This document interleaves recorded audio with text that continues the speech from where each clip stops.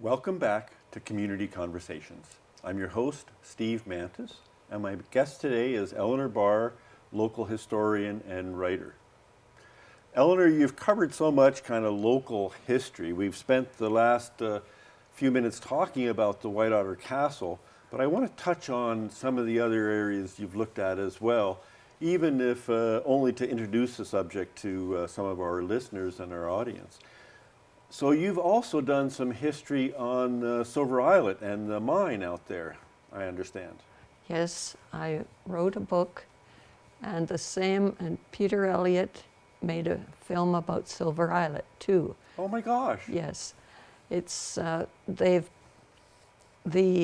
people in charge of parks, local parks, have been playing these films on their outdoor screens for years, because they're so essential to the area they're dealing with. Now I understand that Silver Islet, or Silver Harbor, I'm not sure which terms were used back in the day, was really bigger than in any other communities around it back in the, what was that, 1870? Yes, it certainly was. It was the biggest gold mine, or silver mine, that it was Canada's first silver mine. It was very unusual because it happened to be underwater. Right. And it was quite tricky to, the Silver Islet was really quite small, still is. And they built a pier on top of it, a foundation on top of it that covered about the size of a football field. And that's where they put the mine shaft and pumped out the water so that the miners could go down into a relatively dry environment to do what they had to do. So in a way, they built an island out in the lake to go down into the lake and mine for silver. It was incredible. And that first year, Mr. Frew was in charge. He was the man who built Silver Islet. And I think the platform was washed away 3 times by storms from the lake, the ice. And it was impossible sometimes in the winter to get the workers to go from the mainland to the mine. And it was very scary. He wrote letters, and he described some of these events with the waves washing right over. They put up big embattlements, and the waves would wash right over. Oh my goodness. So how far offshore was the mine? I've been out there and I've looked, I can't figure out where was the mine. That's because it's hidden by Burnt Island. Okay. Right in front of the general store is a very long, thin island. Yes. And it hid the islet, which was out further. Oh, okay. And in the good old days, they had a Catholic church and a Methodist church, and they built a widow's walk in the Catholic church and cut a viewer so they could cut down the trees so they could see the islet from the church tower. No kidding. So the family members could look and go, oh. The water's coming right over. Get out of there quick. So how many people would have been living in Silver Islet at that time? There were about 100 family homes, and there were 3 or 4 boarding houses on the islet for the workers. I would say maybe 350. And at that time, Fort William was decaying, and Port Arthur was just a bunch of shanties.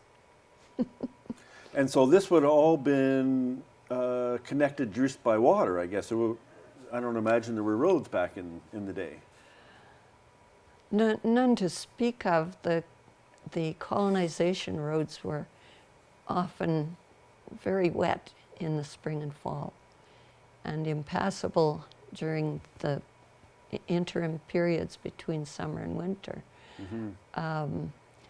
The main transportation was by water. Of course, the canoes for the Hudson's Bay Company at Fort William, the great steamers from southern Ontario came up through the Soo Locks.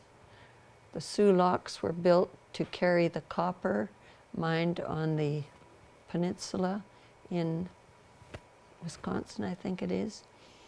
And that was how the first ore was processed. It went down to southern Ontario to be processed. Oh, okay. After that, the ore kept getting less and less silver in it, so they built a stamp mill right there at Silver Islet. It was just on the road as you come to the store, Okay. on the just right beside the jail.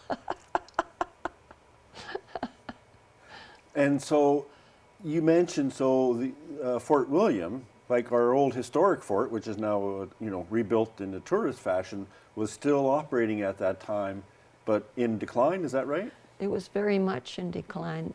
The buildings were becoming decrepit, and even so, there were enough people living there that they sent out fishing boats to catch fish, so they had enough to eat, and they had their gardens, of course.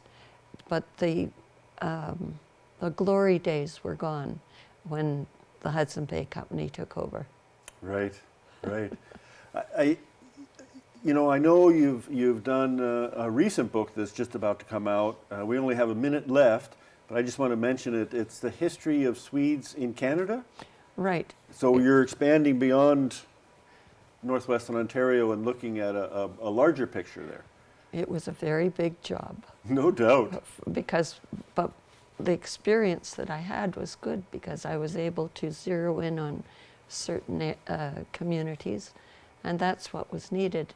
Yes, that book will be published by University of Toronto Press this summer, and I'm looking forward to it.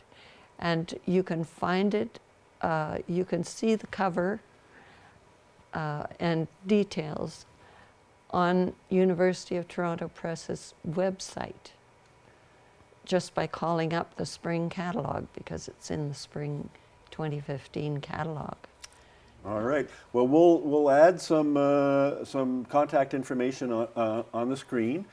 Elinor, I want to thank you very much for coming on the show and informing us a little bit about our local history. I find it so fascinating. Thank you so much. I want to invite folks to tune in again next week. Our guest will be John Rafferty, the MP for the same region, for Thunder Bay, Rainy River, I guess it is. So that encompasses the White Otter Castle area. And I want to wish everyone a good and healthy week. Thanks so much. Thank you.